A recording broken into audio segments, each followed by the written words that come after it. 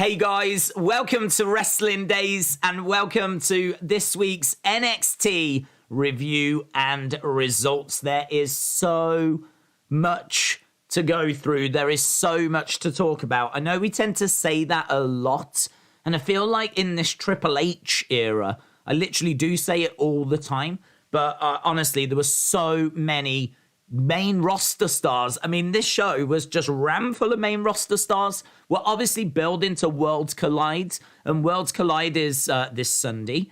We will be doing the watch along for it, and this show, if the job of this show was to get you excited for Worlds Collide, this show knocked it out of the park. If that's how you want to measure this week's NXT, did it do a good enough job of getting you excited for Worlds Collide? The answer is yes, it absolutely knocked it out of the park. This was not a perfect show. I think that if you actually take the main roster stars away, I would be a little bit concerned.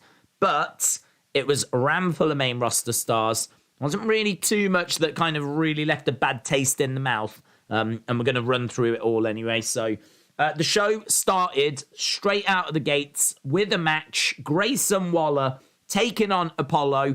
They actually had quite a bit of time. I thought Apollo looked quite good here. Grayson Waller is quite impressive in the ring as well. This was not a bad little contest at all. Crowd were into it. They were quite vocal. It was a victory in the end, though, for Grayson Waller. A clean victory as well. I think he comes in, rolls through the ropes, gets a bit of a cutter, stunner type move, and gets the 1, 2, 3. So hard to know what we're doing with Apollo Crews in NXT, to be honest. I mean, Mandy Rose went back to NXT. She became champion. When Balor went back, he became champion. When Dolph Ziggler went back, he became champion. And here we're seeing Apollo, like, struggling, not getting a win, losing clean to Grayson Waller. So, I don't know. I feel like Apollo does still need some. It feels really, from the moment Apollo arrived, we've never quite figured out how best to use him. We've never quite figured out how we get the most out of him. And it's getting harder, to be honest. I can't sit here and say we need to do this, we need to do that. We've tried a lot of different things. This is definitely better than the Nigerian Prince stuff that we were doing. I just hope it does click for him. I hope they can find some really strong creative to get him to that next level, because I do like Apollo, but losing in the opening match. Then, I mean, great seeing Finn Balor. I mean, we were quite excited seeing Finn Balor.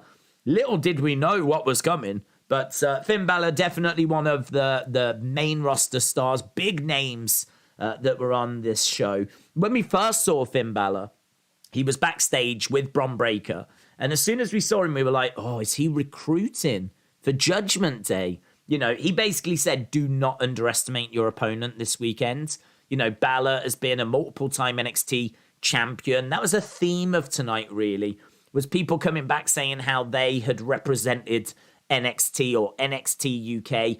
Don't let them down. Don't let the brand down. Obviously, this Sunday, it's NXT UK against NXT.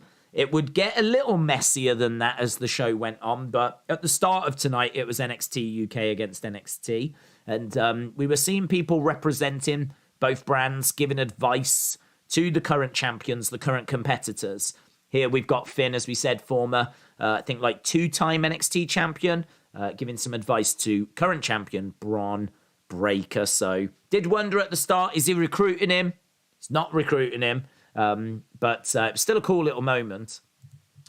Then we went to our second match. Our second match saw Ivy Nile and Tatum Paxley taking on, I think it was Kayden Carter and Katana Chance. Some of these names are ridiculous, right? They are ridiculous. I really feel like we need to get some better names going. I don't know if there's just like a random name generator that they use, but we definitely could do with some Sharons in NXT, some Elaines, you know what I mean? Some Tinas, that'd be nice.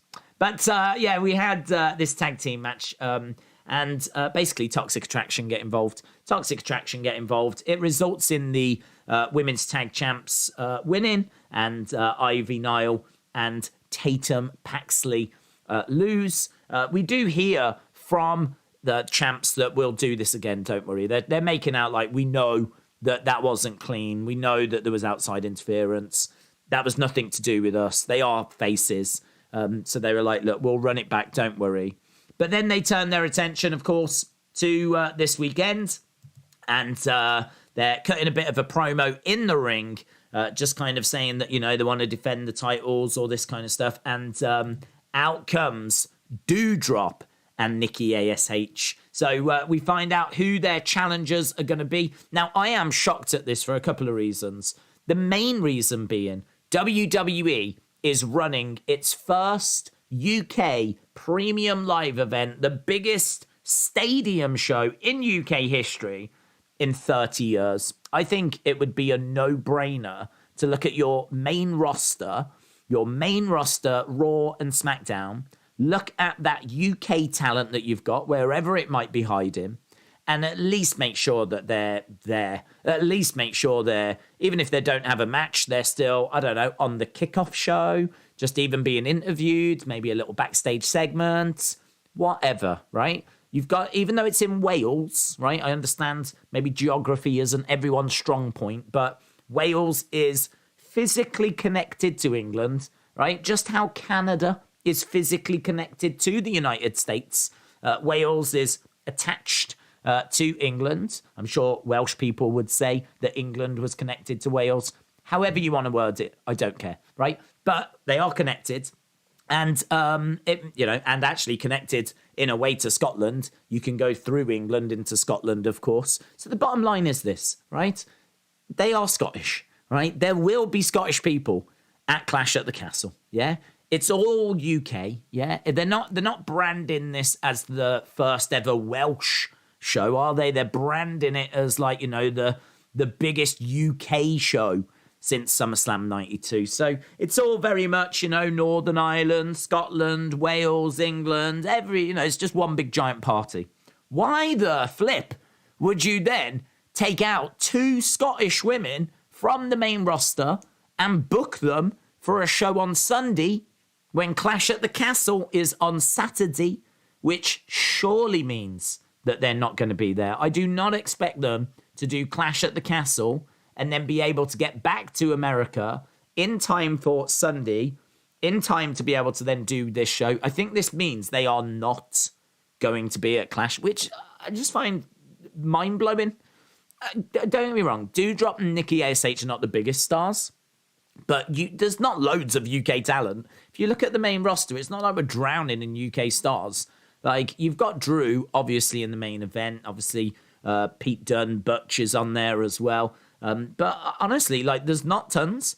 And, 2 of the kind of bigger names that you've got, you're taking out and putting on Worlds Collide. I honestly, I would imagine they're gutted.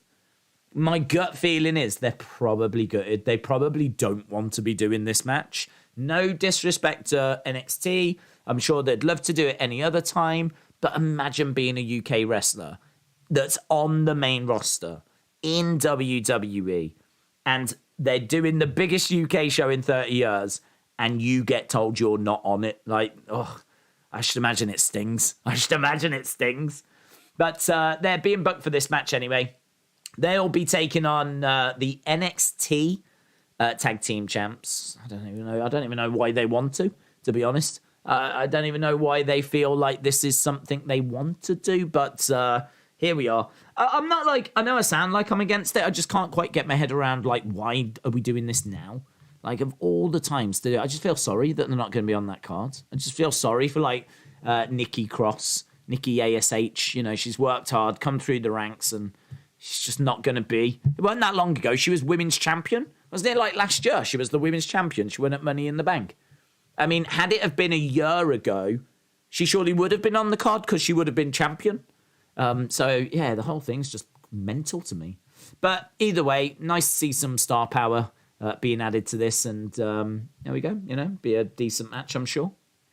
Then we got fake Stephanie McMahon. So then we saw this woman, Kiana James. That might be a real name. I don't know. I've never heard of Kiana. But it sounds like a Disney film. But we've got Kiana James.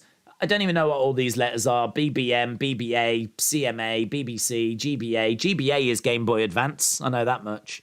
So, yeah, I don't know. Maybe these are all gaming systems that she's played on. But she looks like fake Stephanie to me. I get very strong fake Stephanie McMahon vibes. In fact, if Steph wanted a day off, she could get this Kiana James to just do a day in the office. I don't think anyone would notice. If she was getting a bit bored of Triple H, send Kiana James back home instead. Do you know? So, yeah, we just got a little video package. We would be seeing more of her later when she takes on... I keep wanting to say Ivy Nile. It's not. It's Zoe Stark. Zoe Stark. Then we got Schism, which, yes, it does sound like an illness, and it felt like an illness. So we got Schism. This is Gacy and the Grizzled Young Veterans. They were doing a segment here. I don't know. This might have appealed to some people. It didn't appeal to me. I like Gacy. I think we can give him a different character and do something much more exciting with him than what we're doing here. He was giving out badges that had happy faces on. And I understand he's a heel. I understand you're maybe not meant to like these bits. You know, they're heels. You're not meant to love the heel segments. But I still think that, like, even when Bray was doing heel stuff, like, it was really interesting at least. This just is, he talks slow. It's dull. He's handing out smiley face badges. Like, oh my God. I don't know, it weren't doing it for me. This brought out Cameron Grimes. Cameron Grimes, basically, we went round the houses, but the end result is he doesn't want to join Schism. I can't say I blame him. So he doesn't want to join Schism. He says that he's managed to create opportunities on his own. He'll continue to do that. He doesn't need Schism. Then started to brawl with them. So clearly there's a feud going on here, but yeah, not brilliant. There was a weird bit where Joe Gacy was like, look, you don't have to join us, but just admit that we're right and that you are lonely. And I was just kind of like, well, why doesn't Cameron Grimes just go, all right, yeah, fine. I'm lonely. Fine. Thanks, bye. I didn't get it. I just didn't get it. Like, if he just wants to move on from these people, then, you know what I mean? Yeah, all right, yeah, I'm lonely. I could do with hanging out with a couple of people every now and again, but thanks for showing some concern. Appreciate it. Bye. He did say something here, Gacy, which was lost on me because I haven't been watching NXT every week. We've obviously got back to it in recent weeks. But he said it's going to be another night without a championship, another night without family, another night without a father. Now, I don't know if there's been a well-documented thing to do with his father passing away or something, but that is what resulted in him losing his mind, basically. So, and like attacking them. So, I don't know. Maybe it got a bit more personal than what I was picking up on. But as I said, for me, this was one of the lower points of the show. This wasn't low. This is one of the most dastardly things I've ever seen in wrestling. I think when we talk about like some of the horrific things, like, you know, we can talk about how, you know, there's been Extreme Rules matches, barbed wire, people having their faces busted open. You know, we can really go through maybe even the Montreal screw job. I mean, that was pretty dark, wasn't it? You know, Brett being screwed over. I think when we talk about some of the darkest things we've seen, we have to now include this video package from Roxanne Perez, because she talks about her relationship with Cora Jade, and it ends with her blocking Cora Jade on her phone. I know a lot of you won't believe me. I would imagine a lot of you are shielding your faces right now away from the screen, not wanting to look. You know, like when someone breaks their leg or an arm or a leg in UFC and you're like, oh, you kind of want to look, but you don't want to look. I would imagine that's what's happening right now, as people can see her finger hovering over the block this caller button. I did say during the watch along, like back in the day, this is what Dusty Rhodes would have done to Ric Flair. Back in the 80s, he would have blocked him on his phone. There's no need for like feuds or anything like that, or promos. Just block them. It's the millennial equivalent. So yeah, dark stuff here. But you know, I like her anyway. You know, all joking aside, I do like Roxanne Perez. I saw her match at Heatwave. Thought she did a good job. I like Cora Jade's heel turn as well. So I'm actually not down on this feud. I think it's all right. This moment made me laugh. Then oh man, this didn't make me laugh. This was sick. We went backstage. We then got Pete Dunne talking to Tyler Bate. Pete Dunne basically saying, like, we were just kids when we competed at Cardiff, and they're just talking about how they've both evolved and grown as men, talking about what that belt means to Pete Dunne.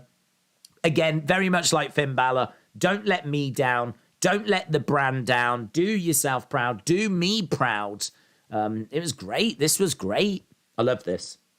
I'm a big fan of Tyler Bate and Pete Dunne anyway. I have been since they first arrived with the UK tournament in 2017, a tournament that I actually attended. And I was in the crowd for that, fortunately. So, yeah, I love these guys. They're brilliant. And it's really great to see Tyler Bate get in his time to shine now. Pete Dunne has, shone. Granted, not shining so bright on the main roster at the moment as Butch, but I think there's high hopes we're going to move away from that and go to Pete Dunne. So, yeah, high hopes that we can do that. And then, Tyler Bate here, big smile on his face. I think Pete Dunne says, do it for British Strong Style, which hits you in the feels, doesn't it? Because British Strong Style is Pete Dunne, Tyler Bate, and Trent Seven. And, of course, Trent Seven got released not that long ago. So it's just hearing them referenced, you go, oh. Does give me hope that we might see British Strong Style on the main roster at some point? I would love that. Hopefully Tyler Bate can have a real good run now in NXT, get called up some point, maybe later this year, next year, and then, we can start getting somewhere. So, in fact, British Strong Style standing tall at Clash would have been fantastic. I have to say, WWE dropped the ball on that. They had these guys from early, I'm going to say early, I mean January 2017. Here we are more than 5 years later, and you have not got... First of all, you don't have all three members still, right? Because you literally just let one go. And if you did, you haven't, progressed them through. Yeah, there's been the pandemic, right?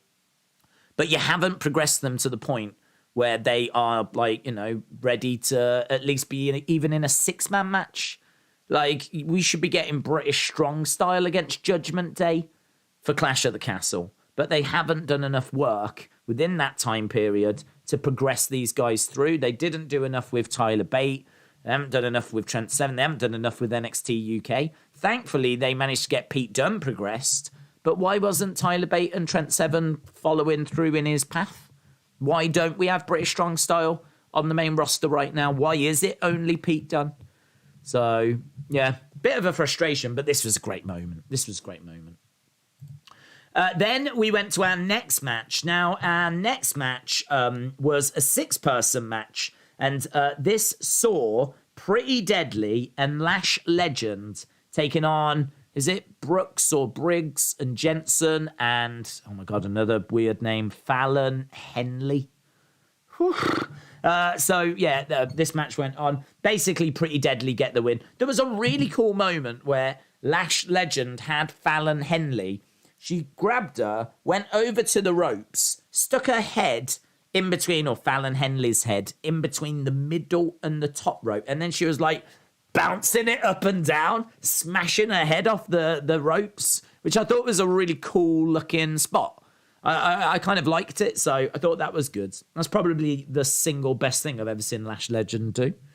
And then there's just carnage afterwards. We get Gallus coming down. All these tag teams are involved in just this mass kind of brawl at the moment. This was Mass Brawl Part 1. We would get Mass Brawl Part 2 later. And Mass Brawl Part 2 is even bigger than Part 1. So, this match was all right. It had some all right moments. But, we get this big brawl afterwards. Pretty Deadly get the win. And then we get, as we said, all these teams getting involved. Then we move on and we go backstage to Mandy Rose, who bumps into Shayna Baszler. Shayna Baszler saying, this one was not as much Don't Let Me Down. It was more a vibe of, I'm better than you. I'm going to beat your record soon. That's what Mandy said. And Shayna Baszler was like, look, if you don't win on Sunday, everything you've been saying for the past year will just be a load of rubbish. It'll be nonsense. And it was kind of a bit more, good luck, kind of a vibe on this one. So, yeah, Shayna Baszler and Mandy Rose, just a little backstage moment, it was cool. It was cool.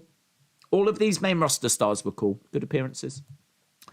Then we go in the ring. We got Charlie Dempsey taking on Andre Chase. So Charlie Dempsey against Andre Chase. This was a good little contest.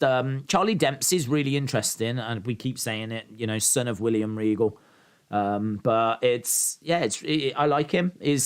I was saying, imagine Pete Dunne against Charlie Dempsey. Lots of mat-based work, very technical, kind of catch-can style. And I would love to see him against Pete Dunne. Pete Dunne, obviously very similar, but with joint manipulation. Don't tend to see so much joint manipulation out of Charlie Dempsey, but both of them very good with that catch-can style. Then Andre Chase wins because the people that he was with, I don't know their names, distracted. Part of Chase University distracted, and it allowed Andre Chase to get the victory. Then we went backstage and we had Miko. No one spoke to Miko that was like a legend. I feel like we could have had Rhea Ripley in this bit. I feel like Rhea Ripley could have spoken to Miko here. But we didn't. I mean, obviously we don't have Toni Storm. She's a former champion. So we don't have her, so we can't do that. Rhea Ripley. I mean, that is a former champion in all fairness. Alba Fyre. Kaylee Ray had that belt. So Kaylee Ray came up to Miko and, you know, said a few words. But obviously she is... Well, who's she involved with? I'm trying to think what the match is now. So it's Mandy and it's Blair and it's... I suppose it does work. She is a former champion. It's just weird because she's actually still in the division. It's different to everyone else. I mean, Finn Balor is not in NXT. You know, Shayna Baszler is not in NXT. This kind of felt more like it felt like it was weird. It felt like there were just two people on the same roster speaking. It didn't have the same impact as when the main roster stars spoke. So, this one was, I don't know. It was still cool. Miko's still great. And Miko, when she spoke, she's got such a presence.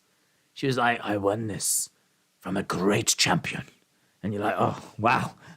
Everything she says has got such gravitas. But yeah, it would have been nice to have seen a former champ that was now on the main roster speaking to her. But I'm trying to think if there has been any that have done that apart from Toni Storm and Rhea Ripley. And to be honest, I don't think there has. So maybe we just didn't have anyone. But we got this moment. Then this might be the best out of all of them. Gunther coming to Tyler Bate. And this was really great. Gunther talking about how Tyler's going to have to bring that guy that went 45 minutes in Cardiff at TakeOver. These two having wrestling an absolute classic. Doesn't get spoken about enough. I think it's because the NXT TakeOver shows just weren't watched as much as other shows. So, you know, but if you did see Tyler Bate against Gunther, or Volta as he was known at the time, then you know how great that match was. So, really, really good little moment, this. And, nice to see the Intercontinental Champion. And he did make Tyler Bate look a bit small. That's the only problem. He does absolutely tower over Tyler Bate. But, hey-ho, brilliant moment. Absolutely love it. Love both of these guys. And great. And every time I see Gunther, it looks like he's getting bigger as well. So, clearly putting the work in the gym. Then we get Rhea Ripley. So we do get Rhea Ripley. She didn't speak to the champ. She spoke to Blair Davenport. As we said, it's Mandy Rose against Blair Davenport against Mika Satomura. So we did get Rhea. Rhea, though, for some reason, chose to speak to Blair Davenport. I suppose someone had to. So she was just saying, like, you know, don't let yourself down, all this kind of stuff. More of the same, really, as what we'd been getting. But it was great. I mean, it really helped build up the matches. Seeing main roster stars giving advice or, in some cases, even putting pressure on some of the competitors was great. It was great. I loved it. Like, a real highlight of the show. This was weird, man. This was weird. This was weird. We saw Nathan Frazier and Axiom. There was some nice little humour here because they were talking about NXT and NXT UK and Worlds Collide. And Nathan Frazier was like, I don't know who to support because I was on both brands. And he was like, I know you've only been on NXT, but you would have loved NXT UK. And of course, the joke is that this used to be A-Kid, and A-Kid was on NXT UK. So little tongue-in-cheek, wink-wink kind of a thing. But they're both just sat there reading comics. Like, I made the observation that it's like they're at a dentist's waiting room. Like, they're just sat there reading comic books, and it's like, do you want to have a match?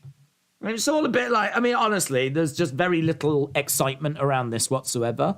There's different ways to make matches.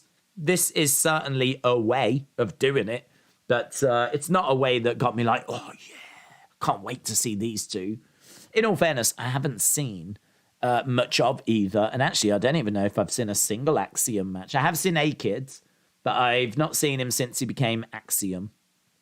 So, anyway, they're going to be having a match. And then they swapped comics. And then they read each other's comics and went back to doing that. So, wrestling in 2022, eh? Reading comics and blocking people on your phone. Then we got to, the main event-ish. This was Diamond Mine taking on Gallus. And basically, Roderick Strong comes down and he's talking to... Is his name Damien Kemp? I think that's his name. And he was distracting him. He wasn't really distracting him. He seemed to be actually trying to make a point. And he had his phone, but it wasn't good enough. Basically, the phone goes on the floor. It gets stomped on. As he goes back in the ring, he ends up getting caught. 1, 2, 3, Gallus, win. Then we get Carnage 2.0. So Carnage 2.0, this was amazing Carnage. This is like, no word of a lie, about like 30-odd people. So many people getting in there. In fact, I think I can see Ikemanjiro in there as well, and I didn't even notice him at the time.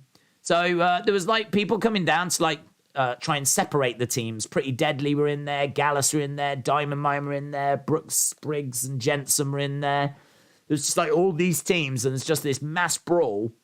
I don't know where this is leading to. Perhaps like a fatal 4-way tag team thing. But, interesting. This was interesting. It was a great brawl. Great brawl. And a lovely camera angle. That's a good screenshot that I've taken if you are watching on YouTube. Did a great job. Then we went backstage. I think this was our final word-to-word. And I was thinking, who might it be? And I said, maybe Seth. I went Seth, and because I thought they'll go for a big star at the end. And I thought they'll go Seth. First NXT champion. First NXT champ. My guess is there are so many main roster stars, they must be stopping over the night in Florida and going to Cardiff from Florida. So that kind of implies that they're all in Florida. That was my theory. Because there was loads. So even Gunther, who is at Clash, I was like, wow, if he's there, then they all must be there. So I thought there's no reason why you can't have Seth just pop in and do a little thing. So I thought, well, maybe you'll have Seth, big star, big pop, first ever NXT champ. All made sense in my head. But it turned out it was Tommaso, which I was a bit disappointed with. Tommaso's great, don't get me wrong, but it's not Seth, is it? So, Tommaso was just saying a few words. He's like, look, this means the world to me, but it's your world now. You've got a chance to make history. And he walks off by saying, win. Really drilling it into Bron Breakker that he's got to get the job done. So, yeah, it was cool. Then we get to see Quincy Elliott, the super diva. This is divided opinion. Some people just are not getting this, not interested in this. Some people are excited for this. I'm looking forward to it. I can't wait. I've seen him come down on a moped, and he doesn't look it here, but he's actually quite big. He's bigger than he looks here. Looking at him on a moped, like he is a big boy. So I think he's got an interesting gimmick. He's got a different gimmick. He's got something that's, I don't know that we've really seen this sort of gimmick before. This kind of male super diva. I suppose in a way it's a little bit Velveteen Dream. Definitely getting those kind of vibes. But I'm looking forward to seeing it. It's going to offer something different. I think he's going to be a lot of fun. I can definitely see him interacting with the crowd and working with the crowds. I can see him being involved in some fun backstage segments. I'm not against this. We'll see where it goes. Yeah, we'll see where it goes. And then we got to the end of the show, and the end of the show was Carmelo coming out saying, I'm not going to bother defending at Worlds Collide. I'm too good for that. Basically, like, there's no challengers for me. No one can, hang with me. And then basically the music hit, one and only, and out comes Ricochet. I thought Noam Dar, to be honest. My pick was Noam Dar. I was still operating under this being NXT UK. So I was like, who's in NXT UK that can go after Carmelo? And people were saying that the Heritage Cup, which is sort of the NXT UK mid-card achievement, that is Noam Dar. So I was like, okay, I'll go Noam Dar. But I must admit, I was like, is that really big enough for the end of the show? Is that like, if we bring Noam Dar out now, are people going to freak out? Is this going to be a thing that people are going to celebrate? I don't know. And then Ricochet came out. Now, Ricochet makes a lot more sense from a match point of view. It's going to be a great match. But now it's not really NXT UK against NXT. I mean, the point was made that, Nikki and Doudrop are not NXT UK. Doudrop was in NXT UK, but in all fairness, they are definitely, I think, Raw superstars. So, and there's no denying, I mean, look, Ricochet's got nothing to do with NXT UK, so he said that he was going to put a bit of sprinkle of SmackDown in there, so yeah, it's just got a little bit messier than it just being NXT UK. All of that to one side. I don't care. This is going to be a great match. I'm looking forward to it, and it's a great addition to the card, isn't it? So good. And it ends basically, they tried to attack Ricochet. Ricochet stands tall. He stands over Carmelo with that North American Championship. Lovely. So that was it. That was the show. It was good. As I said, I think really helped with those moments dotted all throughout with, legends. I'm going to call them legends. The main roster stars like Gunther, amazing. Rhea Ripley feels huge now. Rhea Ripley, when she was in NXT UK, you could see the talent. You could see the potential. But now, with everything they've done with her, it's a bit like Bianca. If Bianca goes back to NXT now, my God, she's going to feel so much bigger than when she was there. With all the WrestleMania main events and everything. Like, yeah, it's crazy how much bigger you get when you go to the main roster and how big of a superstar you can be. Not everyone, but certainly Gunther feels bigger, and Bianca would feel bigger. Rhea feels bigger. So just seeing these people was just, definitely gave this show a real injection of excitement. And there's some stuff going on, though, that looks all right on the show as well. But I don't know. Definitely some hit and miss on there. But this built Worlds Collide very, very well. So let's jump into the chat, see what people are saying, see what people's thoughts are. Tiffany Stratton has improved since you last saw her, but she will have people because of her looks. I saw her last week, actually. She was in the main event, wasn't she, against Wendy Chu? And, I thought she did all right. I wonder if there'll be a tag team battle royal, says Jeremy. Jamie said, Dream was the next big thing. I'm so sad that he got arrested. Carmen Live said, my score for NXT tonight is 8 out of 10. It's a good score. High score. I'm waiting to see what he does in ring before I care about him, says John, who I think is referring to Quincy Elliott. That's his name. John said, the brawl with too many people to count felt like Triple H was trying to out AEW. A battle royal will be a better use of the bodies. Connor said, I would really have liked Asuka to have given some advice. Oh, I didn't even think about that. Asuka. Yes. That would have been amazing. Imagine Asuka speaking to Mika Satomura. I mean, I think they were trying to use like former champions of those brands. So as I was doing the review, Kaylee Ray, made sense But as I said, because she's still on the active NXT roster, it made a little less sense. But either way, just having Asuka there would have been amazing, yeah. Hayden said, this week's NXT has been a very interesting show. Having Raw, SmackDown, NXT, and NXT UK stars makes sense because when Worlds Collide was a pay-per-view, when Triple H was in charge, it was NXT, SmackDown, Raw, and NXT UK, but it wasn't the biggest stars. LNS said Drake Maverick got arrested for fighting someone his own size. Drake Maverick got arrested for fighting someone his own size. I don't even know if that's true. I can't imagine Drake Maverick getting arrested. Can't imagine Drake Maverick's done anything wrong in his life. Drake Maverick doesn't strike me as that kind of a person. Juice Tin said, do you think Dragunov will be Hayes' opponent if he wasn't injured? Oh, I'd have to think there was a good chance of that, yes. I'd have to think there's a good chance.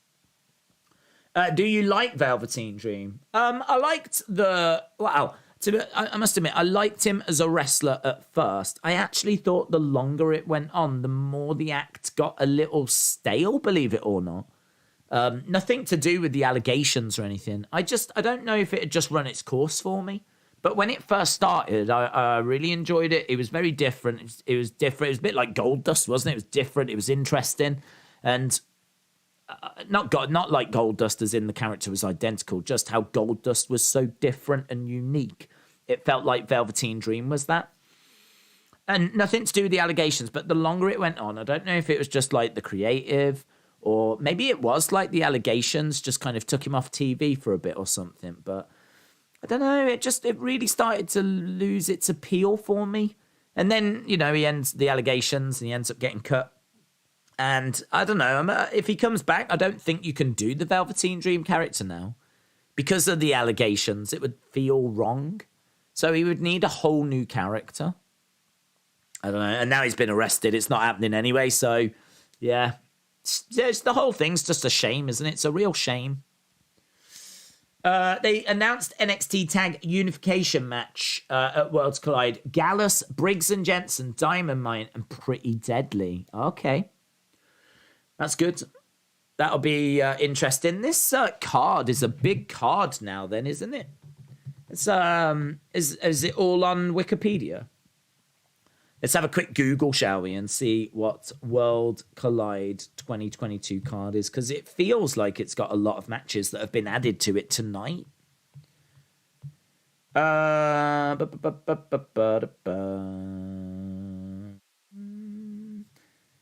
only at 5, in all fairness. Did we not have many matches announced for it? Did we only have the 2? Because Bron Breakker, Tyler Bate, Mandy Rose, Miko, and Blair Davenport. And then 3 have been added tonight with Kayden, Carter, and Katana. Oh, God, I hope that Katana chat, she's got to change her name again. Casey Catanzaro was, maybe not easy to pronounce, but Katana chants I really struggle with. So just for my benefit, we need to change it. But Kayden, Carter, and Katana chants against Nikki, A.S.H, and Doudrop. That was added tonight. The 4-way tag elimination match for NXT Tag Team Championship and the NXT UK Tag Team Championship. That was added tonight. And then Carmelo Hayes against Ricochet.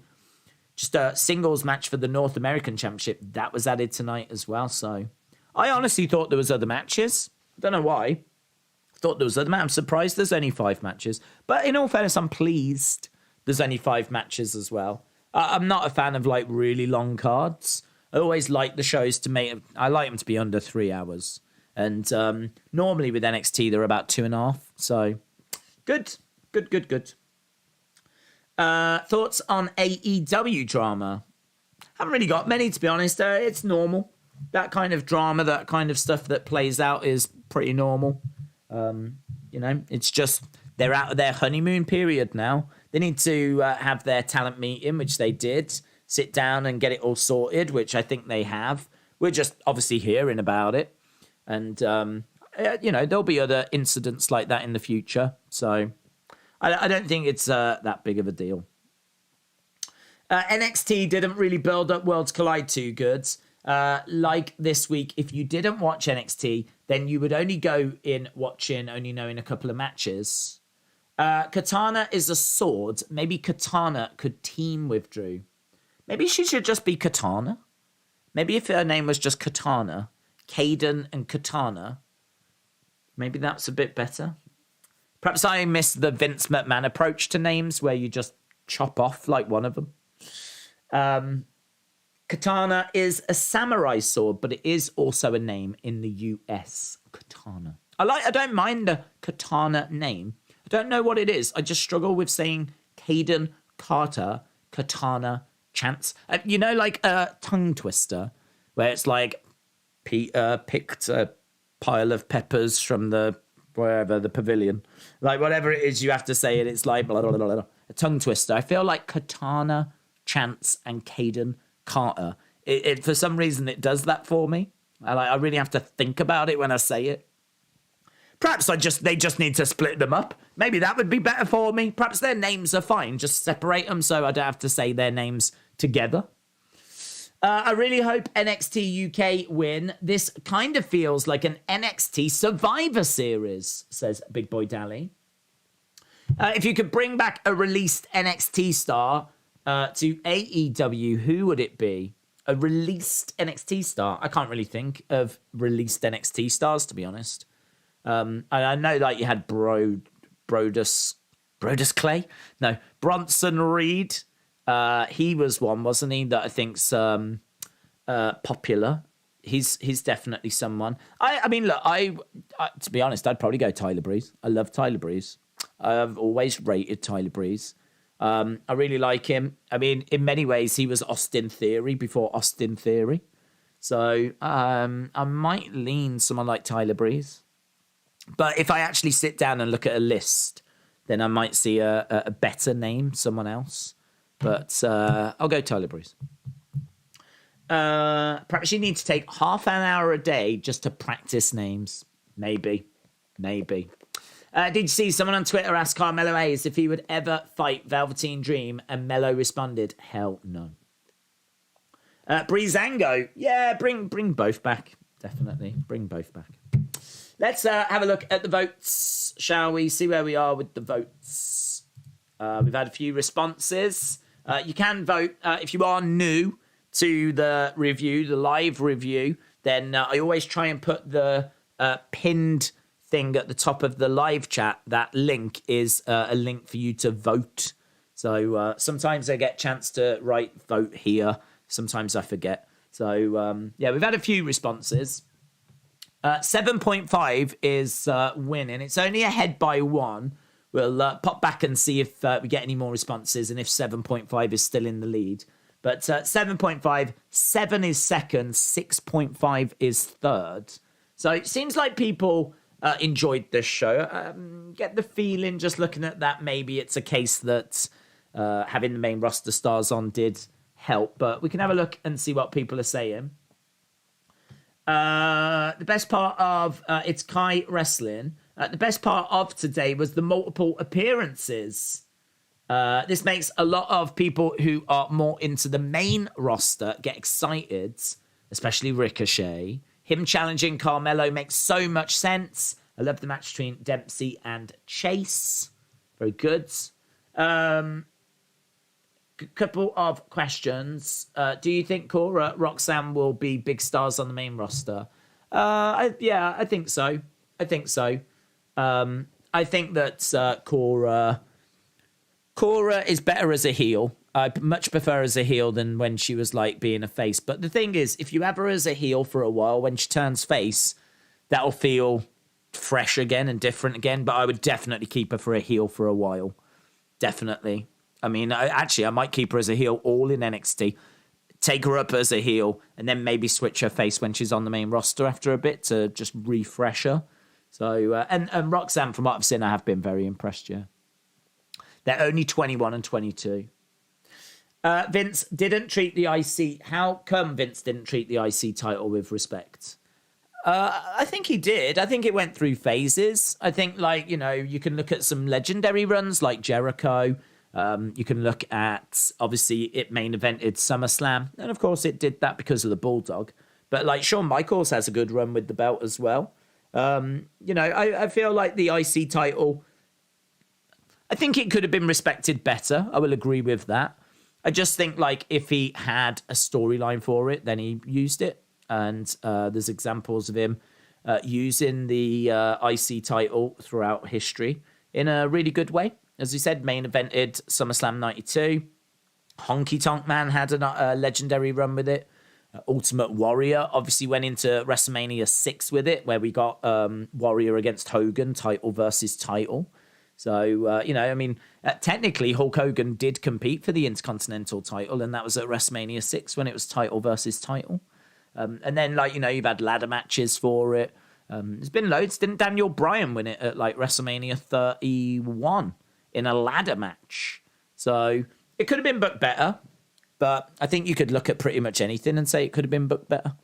But I would say that, by and large, it was all right. In recent years, it felt like it fell off, definitely.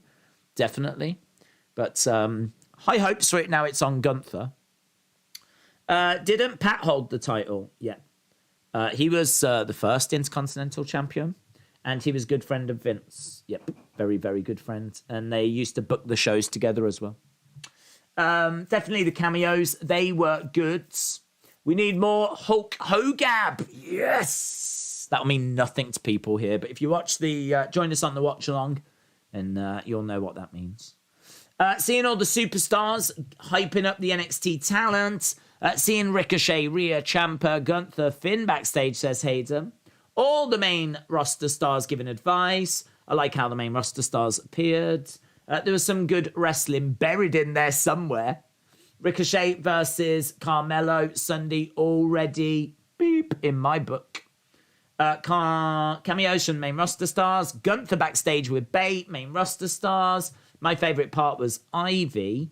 So we start match 1 and balding. 1 and balding. So there we go.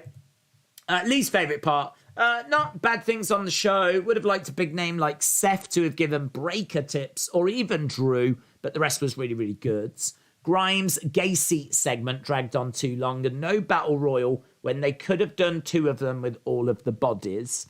Joe Gacy, every time he's on screen, he always looks like a creepy youth passer trying to recruit kids. Fake Stephanie lost her debut match. Place Aaliyah cry face emote here. I hate the show. It needs lyrics to the songs of wrestlers. What, for their entrance music? So we can all sing along at home? That could be fun. Probably the Schism promo. It was a bit bland and boring. The brawl after the 6-man tag match. Fake Stephanie was a low, says Hayden. Joe Gacy and the other dudes, I forget their names. The Ricochet Hayes promo. What is the point of this? Well, do you know what? You do make a good point there, actually, because why would main roster stars care about going to NXT and actually competing for the NXT titles? I mean, that is true. Why should Ricochet care about the North American title? It's true. Yeah, that's a good point. Joe Gacy, Bray Wyatt wannabe. Pete Dunne not being Butch.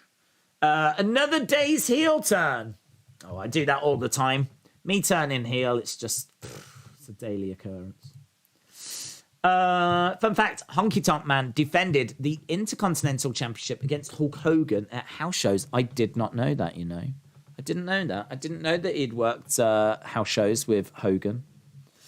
Arturo said, I missed the end of the watch long. I'm going to start the review from the beginning. Shout out to you, dudes. I appreciate the support.